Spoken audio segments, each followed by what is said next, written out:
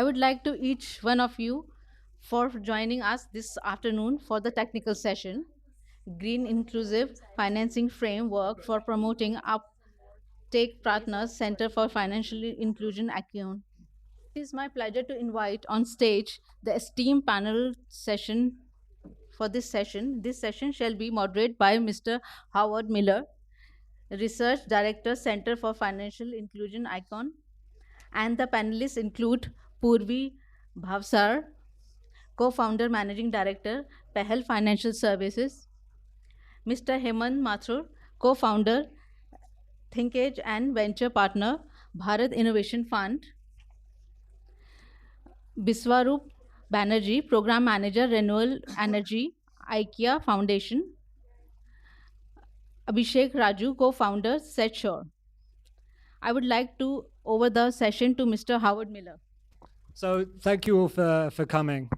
We've got a really good panel, including two people online that I want to give as much space to as possible. But I just want to start with a quick presentation about our work at Center for Financial Inclusion and what we're calling this Green Inclusive Finance Framework.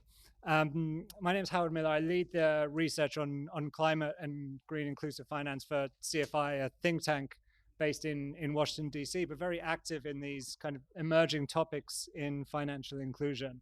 We've been studying this topic for about a year and speaking with a lot of financial institutions in India and around the world about what does this intersection of climate and financial inclusion actually look like and what does it mean for customers. So when we started researching green finance in India, we got things like this, big macro commercial flows by investors, balance sheet investing, equity investments in things like energy efficiency and clean energy and clean transportation. And honestly, it was quite muddling because the things we saw, the way climate change impacting low-income populations in India was things like this. So unprecedented flooding, heat waves of last summer, climate change devastating crops, excessive rain. We also see the second round impact of climate change impacting food security, climate change impacting health outcomes. When we think about the real lived experience of climate change for low-income and vulnerable Indians, we're not talking about these macro level green finance flows. We're talking about this. And then we need to think, what does financial inclusion mean in this context? So rather than just look at green finance, how can we develop the financial tools to help people respond to climate change? We want to put another lens on it, the inclusive lens on that. How does this impact low-income households, small businesses, and the most vulnerable populations? And specifically, we think of three groups. We think of smallholder farmers, we think of the urban poor and migrant populations, and we think of coastal and river communities. So this is how we started this. We thought, how is climate change impacting these populations? And then what can financial services potentially do? Because that, I think, is the way that we start to drive the usage of the innovation and usage of new financial products that really help people support their livelihoods. And the kind of risks we're thinking about climatic shocks. So for a farmer, a shock might be a drought, but also stresses like things that change over time, like the changing arrival of the monsoons, which is unpredictable and impacts their incomes. For the urban poor, you get shocks like heat waves, but you also get stresses like the gradual hotter temperatures in summer. And for coastal populations, we've got things like tropical cyclones, but also sea level rise. All of these things that are being impacted by climate change, all of these things that we as an inclusive finance community need to help respond to. So we started thinking about what are the ways that financial inclusion can actually help these populations. And we really came up with four. And the first one is what we often talk about in green finance, which is the mitigation. Things like renewable energy, things like renewable agriculture, pay-go solar systems, the financing of assets that really help people reduce their carbon footprints, things like financing of clean cook stoves as well. There's a lot that financial inclusion can do and is already doing to mitigate climate impact. But there's more that we think that they need to do as well, and they need to go beyond that if they're going to support low-income populations. So first is about resilience. How do we help people reduce vulnerability, prepare for shocks, manage through shocks, recover from them after they've happened? So we're talking things like index insurance, like access to payment networks that are as resilient to the storm as they need to be. And then over the longer term, we also want to talk about adaptation. You know, climate change is here to stay and it's going to impact the poorest communities the most. They're going to have to respond to it, whether it's through improvements in their housing, improvements in their businesses that adapt to changing weather conditions, to warmer summers, to less precipitation. Um, so things like a microfinance loan to improve the heat reflecting nature of your housing, to reduce core summer temperatures. And the final one is transition. We know that certain livelihoods in India are already being wiped out by climate change. Some fishing populations who, or some farming populations who can no longer farm because their soil is too salty. Some fishing populations whose livelihoods are wiped out by coastal erosion. All of these ways that over the long term, climate change is actually going to really destroy people's livelihoods, and financial services are needed to help people develop new livelihood opportunities. So this is how we're thinking about this. 4 things: mitigation, resilience, adaptation, and transition. And we found that there's ways, we can apply this to a number of different challenges. I'm just going to talk about one now. But this is projections for peak summer temperatures in India today, in 2030 and 2050. You can see that by 2050, there's a real danger of a lethal heat wave, a heat wave that caused death to numerous people. But in 2050, across Northwest, across Gujarat, Rajasthan, across most of northern India, this is a real high-risk situation that in 30 years is going to put, probably hundreds of millions of people in danger. And we need to think now about what can financial services do, because this isn't going to change. So how can we apply the framework here? There's a little bit we can do to mitigate heat. You can support people to invest in energy efficient lighting, which might bring down temperatures. But really, we want to talk about resilience and adaptation. So we've been speaking with financial institutions who are developing insurance products that are based on heat index. Temperatures go above 45 degrees, low-income households get a payout based on that. There's social protection payments that do the same thing. How can we help people develop emergency savings for these crises? We're also working with MFIs that are helping households adapt, investing in heat reflecting solar panels to reduce the temperature of their housing.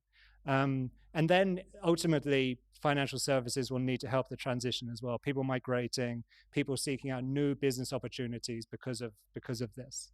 So we think that there's a lot that this framework can do. You could also apply this to tropical cyclones or sea level rise to really understand where does the financial sector need to go to truly help low-income and vulnerable populations.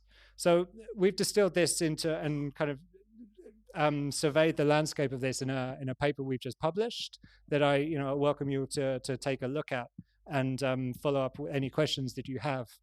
But I want to jump off from that into our panel, because we've got a fantastic panel here of people who are working at the ground at different levels of this ecosystem. And I want to start with Purple, because you've been working in this space a lot, and thank you. You've been working in this space for a long time, and I know that at Pahal Financial Services, you've been very active. I've read a lot that you've written on this topic, but I'm interested in how you see your role in the market and specifically helping vulnerable people reduce that vulnerability to climate change, and maybe in particular how you see it affecting women. Thank you for this presentation. And it really scares me because I live in the western part of the country. So, I just started thinking, how am I going to survive in 2030? Okay. So, before I speak about how we can come up with products and what all we can do, I just want to speak a little on why we should do that. Why, as a microfinance institution, we should even think about climate and climate related products and its impact on our customers. I think historically, microfinance is working with the poorest of the poor, the most vulnerable. And among the vulnerable, also, if you see women, they are, even on the higher side of vulnerability. And that's the customer segment that we deal with. So I think as an industry, if we are dealing with people who are already very vulnerable and the ones who are going to get highly impacted because all the climate related challenges that we are going to face, we have all the reasons to really worry and start working on it. This also brings an opportunity for the financial institutions and particularly microfinance institutions, because the requirement of new products is going to be like never before. And some of the products that really financial institutions like us, the microfinance institutions, can think of, or we have started thinking about it and started doing some small little pilots here and there, are, for example, affordable housing. Because a lot of places where we work, our customers every year suffer from the floods, and certain places floods have become a regular feature. For example, in Bihar, we see that every year they plan for floods. They know they prepare for floods. So that kind of a situation. So we want to come up with affordable housing products. We are already doing. We are already working on technical assistance from ADB and Habitat for Humanity. Secondly, we are developing products which are insurance products. So, most of our customers are only insured to the extent of their loan amount and not for their life. And when we talk about climate adaptation, these products are inevitable. We will have to come up with products which is affordable, which is easy. And these products, we have already started working on some of these products, but this is something to do with cattle, crop, house, life, and medical. Third thing is, we are consciously trying to fund and encourage green businesses. So whether it is waste management solutions or solar powered businesses, or solar run even electric vehicles. So those are the kind of products that we are looking at funding. We are also looking at partnerships, and this is more in the interest of the the larger ecosystem. Um, Coming up with meaningful partnerships on this, whether it is with government, whether it is with the DFIs, whether it is with agri-tech, edu-tech, insure-tech. So a lot of technology firms collaborating with microfinance to ensure that these services are delivered in a most efficient manner to this set of customers. And last segment, which I think all of us are reading the reports of Joshimat, people getting impacted. So events where people are, there is a mass migration kind of an event. So some products where you are coming up with, something which really helps the climate refugees. That's the new term that we are going to hear more frequently. So those are the kind of products, that some of them we have already started working on it, and a lot of is getting piloted, but a lot more is something that we are willing to open and try.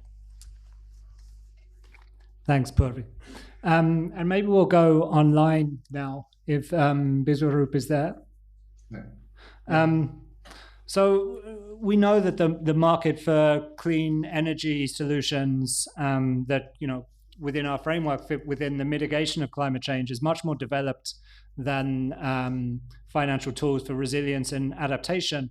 Now, what do you think that we can learn from this more mature market to support the growth of financial products that support resilience and adaptation to climate change? No, thank you very much, Howard, for this question. So before I delve into that question, let me first take a pause and congratulate you for spotlighting a very important kind of going beyond adaptation, the resilience and the mitigation, highlighting beyond mitigation, like the other important aspects of climate, like related impacts that happening on the poor and vulnerable section of the society, and the role of financial inclusion in there.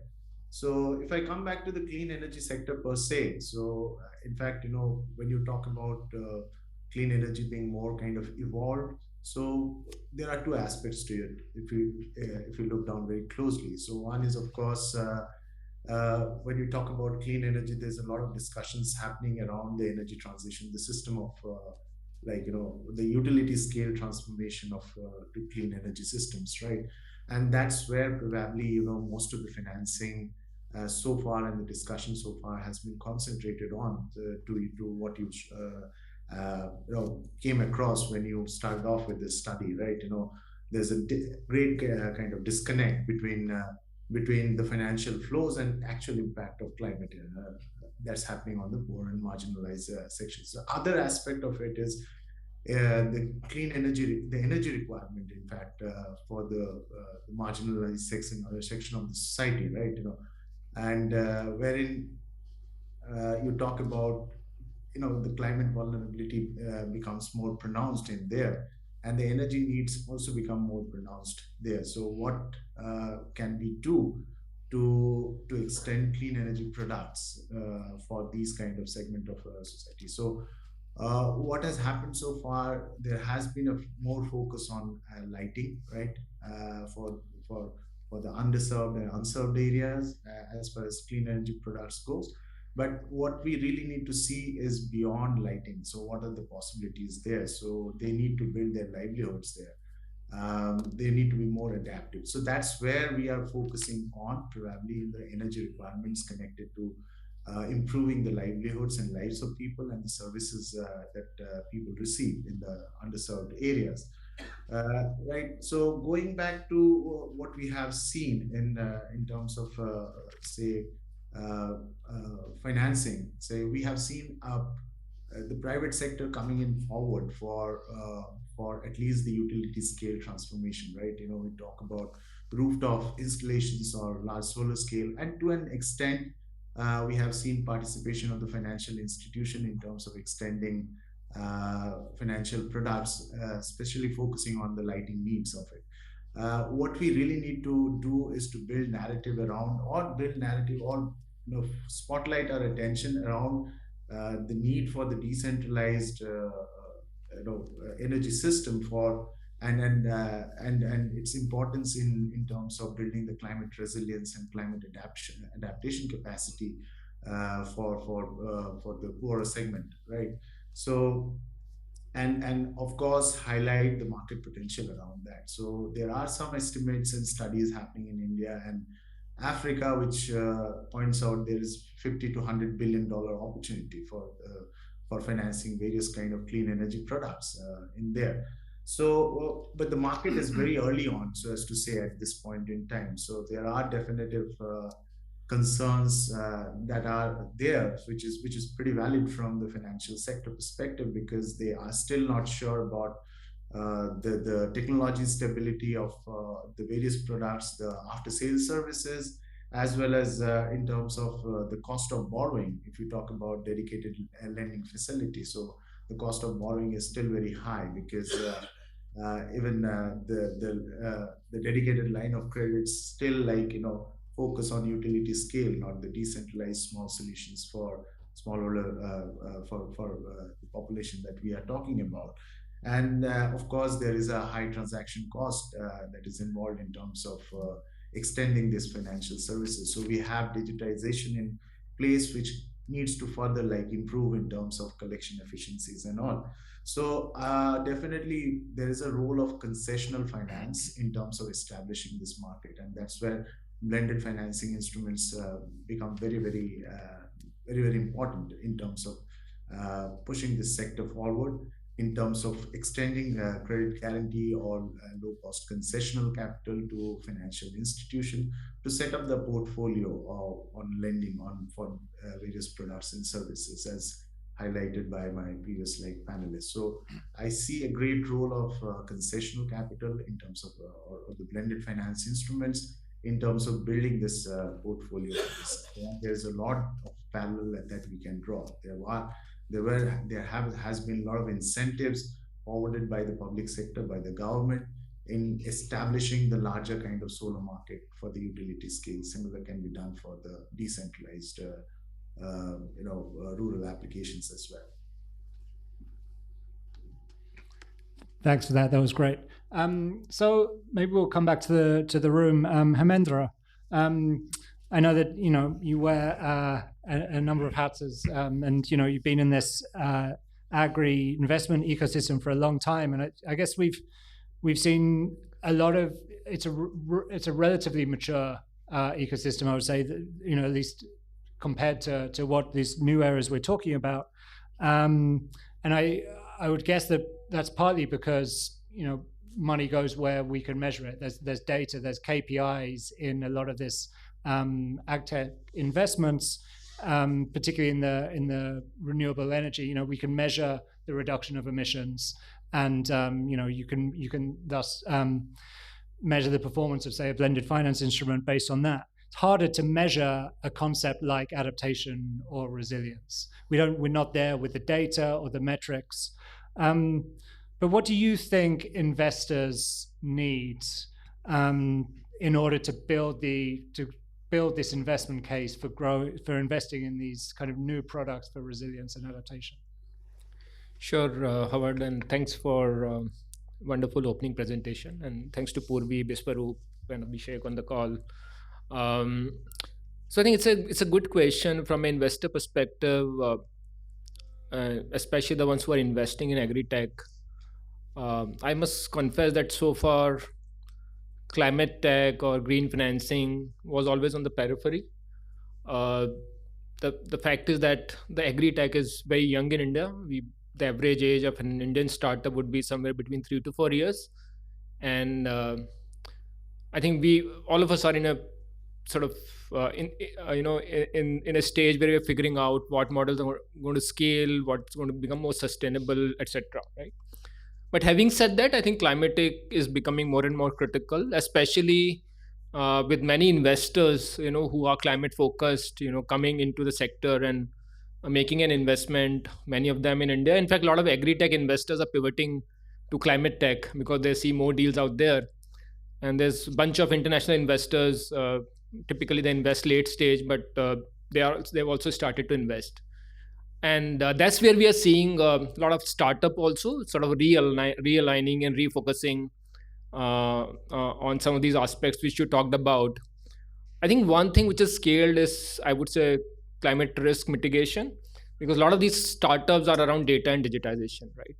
And when you start capturing data, especially, let's say, soil health, soil nutrition, soil moisture, soil carbon, microbial activity, right? Data around crop health, data around hyperlocal weather parameters, you can build products which can help you in assessment and hopefully in mitigation.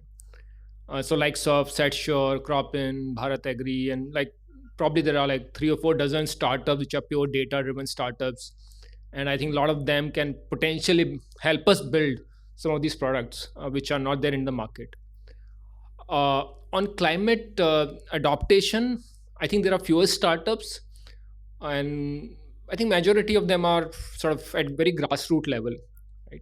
So, for example, there's a startup called Urdhvam, which provides affordable boat charging solution. There's a startup called Distinct Horizon, which provides solutions for urea deep placement, which can reduce the urea consumption by almost 30-40%. But I think all of them are very grassroots, and we as venture capitalists still don't see the scale, because there's a long gestation period, and probably we need more catalytic capital to support the startups in this category. When it comes to climate resilience, again, depends how do we define it. But I see a lot of market linkage startups, like Sobeku, NinjaCard, Dehat, Pharmat, probably would fall in this category, because what they are doing is essentially reducing the number of intermediaries, focusing a lot on food loss reduction. Many of them reduce food losses to less than 0.5%, which is remarkable. And hopefully, of course, again, the objective was not to drive resilience per se, but I think that's a bonus, and many of them have been able to demonstrate that through efficient demand aggregation, through energy efficiency models, through efficiency around using labor, through automation and stuff like that. So I think that is a very large category, and that's growing very fast. In fact, a lot of investor money has gone into that leg of the value chain. So again, I would say it's early days, and frankly, for any green finance product to become mainstream, I think startups alone won't be able to make it. We need participation from banks, especially large banks. Me and Raman, we are part of ThinkAg. Raman is sitting in the room.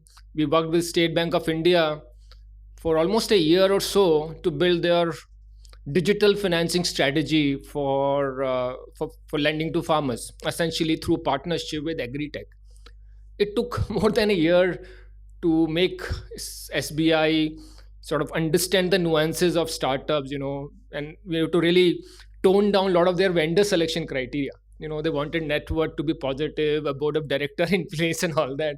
A lot of startups don't qualify for it. So fortunately, that worked, and as we speak, there are about 23 odd startups who are working with SBI. So I think that is the time it took for agri-tech to sort of transition into agri-fintech. Now, for agri-fintech to go further and look at green financing, I think again we would need bankers to participate. Fortunately, there's a lot of data available. There's a lot of openness among startups to build products with the bankers. So I think that's a good sign. Uh, the last point I want to mention is that ultimately for a farmer, if you look at smallholder farmers in India, whose average income is $2,000 or $2,500 at a gross level, what is in it for him to adopt some of these products, right? So I think we need to build financial and economic incentives, and that's going to be very critical. If you are aware of the priority sector lending in India, it's almost a $220 billion annual lending, which is mandated by the government. There's an incentive of almost 2% or 3% for farmers who pay on time, right? So can we build some sort of incentives for farmers who adopt climate resilient practices? So I think that is going to be a big game changer. We haven't seen a product like this. I don't know how bankers are thinking about it. They have multiple targets to meet and a lot of pressure to keep their interest margin in a certain range. But if you want to take green financing to 150 million farmers in India, I don't think that's going to happen without very clear financial and economic incentives. So, how startups, bankers, policymakers, how do we come together? Purvi talked about partnerships. I think that's extremely critical for a lot of these products to develop and distribute. And even, for example, parametric insurance. That's a very straightforward product, the weather linked insurance. But how many farmers are sort of, getting it? In fact, a lot of farmers are willing to pay for it, but the access and distribution is still very weak. So I think these are the things we need to think through and probably build an ecosystem which can drive green financing in the future. I'll stop here. Thanks, Samendra. There's a lot in there that we can follow up on. But we can go to Abhishek now. We know that if financial systems are going to work better for responding to climate change, they're going to need new types of data and innovative types of data. Can you talk about the opportunities that you see for India's financial sector to use alternative data sources to support climate resilience and adaptation? Thank you, Howard. Absolutely. We have been in the space of alternate data for the last 7-8 years now. In fact, we started our fundamental offering to the market when we started was alternate data. And 5 years ago, when we started engaging with the first set of financial institutions, the first ones to really appreciate what we were doing were insurance companies. And insurance companies have always been a bit ahead of the curve when it comes to using alternate data for designing interesting products which are market relevant. We have seen India, for example, has had a parametric insurance program which was championed by the government, distributed through financial institutions across the country, done fairly well, and it's already undergone multiple iterations from being a pure weather-based, parametric program to something which uses advanced remote sensing, different types of indices and so on and so forth. And that's not just the government mandated program, which is basically implemented by the private sector, but also many private institutions have championed usage of alternate data for providing financial inclusion, for providing better risk mitigation and risk adaptation services. While that is something that has happened, we have been part of that journey. We've worked with many stakeholders in the ecosystem, governments, semi-government organizations that does research, NGOs, think tanks, financial institutions. Financial institutions also carry a very, very special superpower. The superpower is essentially to enable behavior change. Especially, I mean, when Hemendra was talking about creating incentives, it can work both ways. It can create both incentives and disincentives to enable better behavior change. We have seen that happen, and more and more with India being quite digital, we are quite ahead in the digital life cycle. Most of our financial institutions are very mature when it comes to digitization. I would say we worked in multiple geographies. When we work with Indian financial institutions, they are very, very data aware. They're very, very technology savvy. They're very open to innovation and things like that. If you see RBI, which is our central bank, they have an innovation hub. Many regulators run regulatory and innovation sandbox programs where new things can be tested and implemented responsibly by the industry.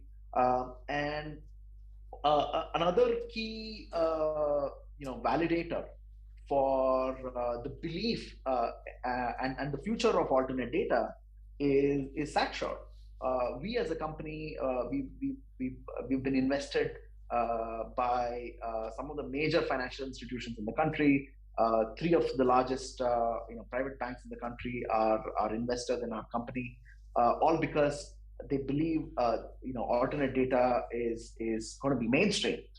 It'll no more be alternate, and we see that happening.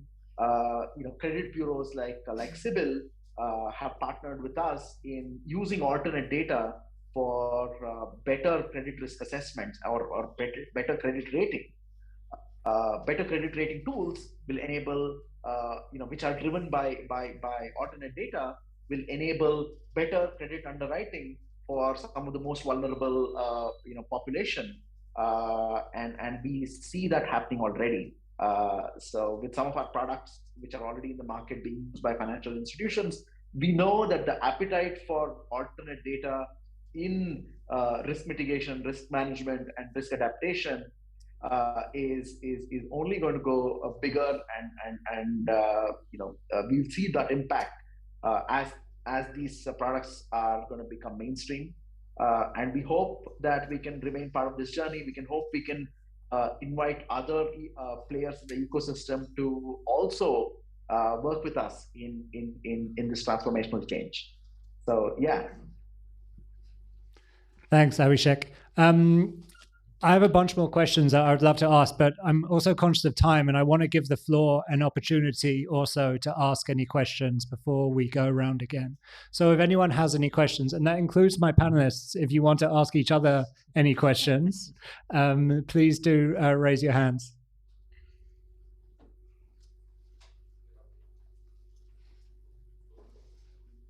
Please.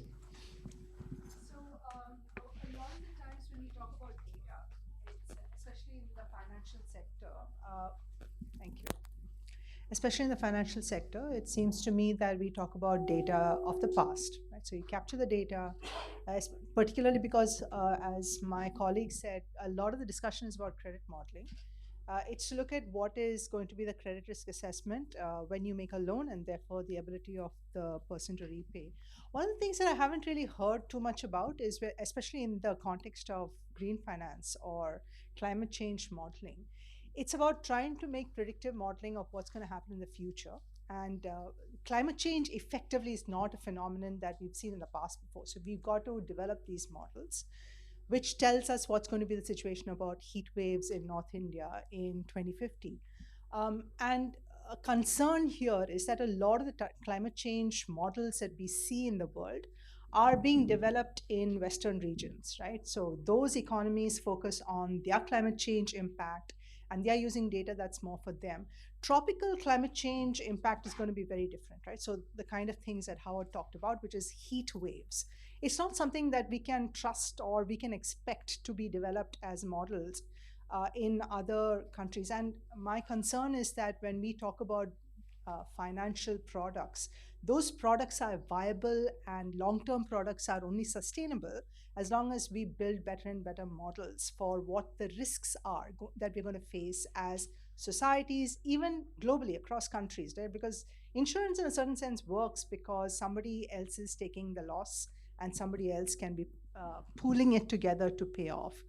I worry about models that we need to be developing for climate change and models of risks out of climate change that is particular to tropical regions like and countries like India, as compared with some general model that's being developed for a completely different geographic zone. So this is something that I haven't heard too many people talk about, the fact that climate change will have different predictive models all across the world. So even if Satsure is going to be looking at alternative data, it's not about the credit risk of the individuals and paying back. It's that we are going to be facing very different climate change impacts in 30, 40, 50 years compared with other countries of the world.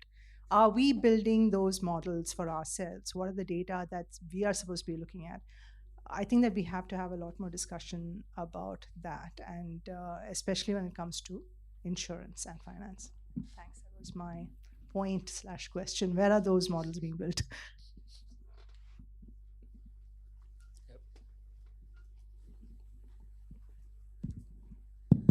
So one of the technologies on mitigation, solar irrigation, has been around for over a decade now and has had huge policy support.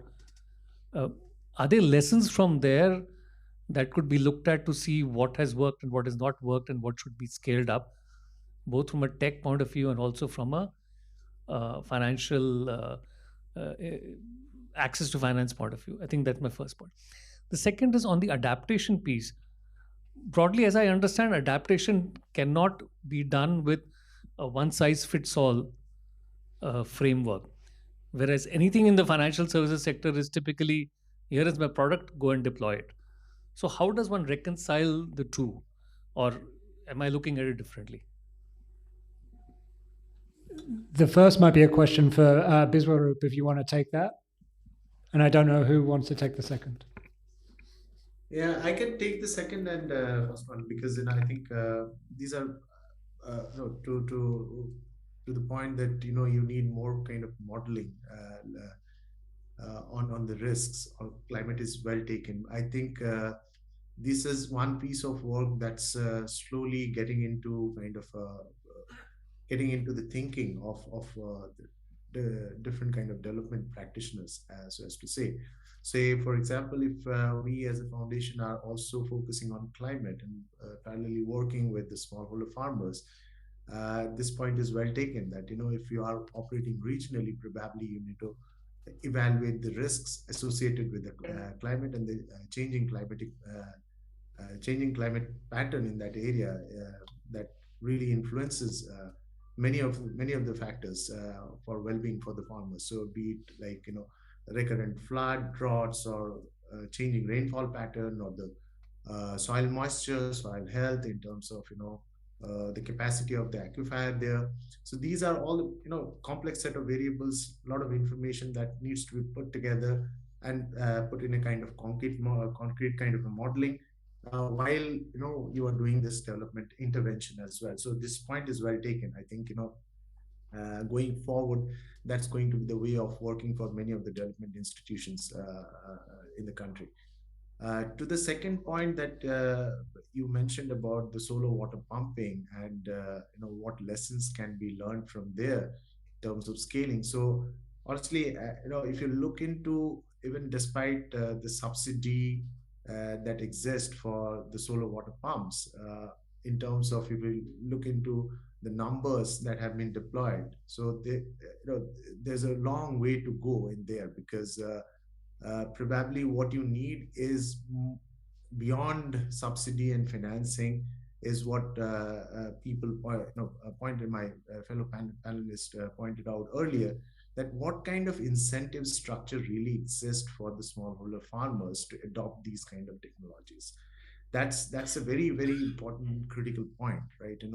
And we probably need to think beyond climate, because for the smallholder farmers, the impact of climate is pretty, I think, they are the ones at the front line who are facing it. So what kind of incentive structure really exists for them to adopt those kind of technologies is very, very important, and whether these technologies are solving some of the pain points that they are facing day in, day out. So that has been one of the critical kind of learning from for us. So for example, a solar water pumping with drip irrigation system makes a lot of sense for smallholder farmers, because it saves in a lot of labor cost for them, right? So you really need to evaluate it from the end user perspective when you talk about these solutions and technologies. Thank you. And Abhishek, you have your hand up, I see. Yes, I just wanted to add a few points to the first question. A lot of these CAT models, NatCat models are available today. Most of them are proprietary, and the insurance industry and the reinsurance industry is basically championing this, because obviously they have a financial risk if they don't have these kinds of assessments. So keeping, of course, they have an incentive, they have a motivation to do that. Hence, a lot of these models are proprietary and living in silos within these companies, large reinsurance companies, a few insurance companies that are currently supporting these kinds of risks or protecting against these kinds of risks. What is today essential is for us to have at a national level models that are open source and available for the larger community to participate in and use as a national benchmark, because I don't see many such openly available or open or a lot of these models developed using public funds, which could be used for public good. That does not exist from my point. I mean, at least I have not seen many of those things from India, and I do think it's important for India to invest in these models because it will obviously help us, prepare better for the future and handle risks as they develop better. So that's a point that I just wanted to make, so that if there's someone in the audience in a position of power to influence this kind of an effort, that they should make note and potentially consider financing and encouraging the industry to build these models. Just to add to that, I did see a really interesting, the idea of the local climate models is obviously very important for insurance, but it's also, I think, really important for social protection payments and emergency social protection payments. I saw the standard model is, a cyclone would happen and then we need to get money to people afterwards. There was a pilot recently in Bangladesh where, when the point at which the cyclone hitting was inevitable, the government released its social protection payments in advance. So they had the money before and they didn't have to struggle so much. So I think it's important for insurance, but it's also important that government has access to these models as well to know when these crises are inevitable. We're down to the last 10 minutes, but I have a question, hopefully a quick question for all the panelists, about what's one thing that you would like to see change, whether it's within government or policymakers or the financial sector or investors. What do you think is one thing that a stakeholder could do to make a real difference to help grow this area of financial services for climate resilience? Povi, do you want to go first? No, I'm just thinking. Okay. I have two things actually, not one, if that's okay. That's okay. So one is, I think Abhishek mentioned it, we need to create more public data sets. There's AgriStack, which is work in progress at the government of India for some time, which is great. But I think to the point on our ability to monitor or sort of our ability to develop models which are relevant and customizable to India, we need lots of data sets, right? So first we need to figure out what are those data sets and what kind of public institution need to be involved. So to me, like ISRO or a IMD, for sure, are two institutions I can think of. But I think that is very important to put together, that data architecture, even, what is going to get into modeling, what data points, what frequency, what granularity. I think that needs to be thought through, and it has to.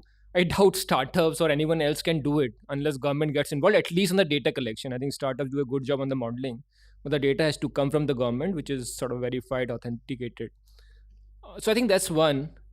And second thing, which I believe probably low hanging or something which is sort of doable in the near future, is sort of develop a climate risk index for for whatever number of villages we have, or at least to start with some of the 14 or 15 agroclimatic zones we have, and the lending products can be linked to this index, and we can incentivize this districts or the clusters or the states if that index improves.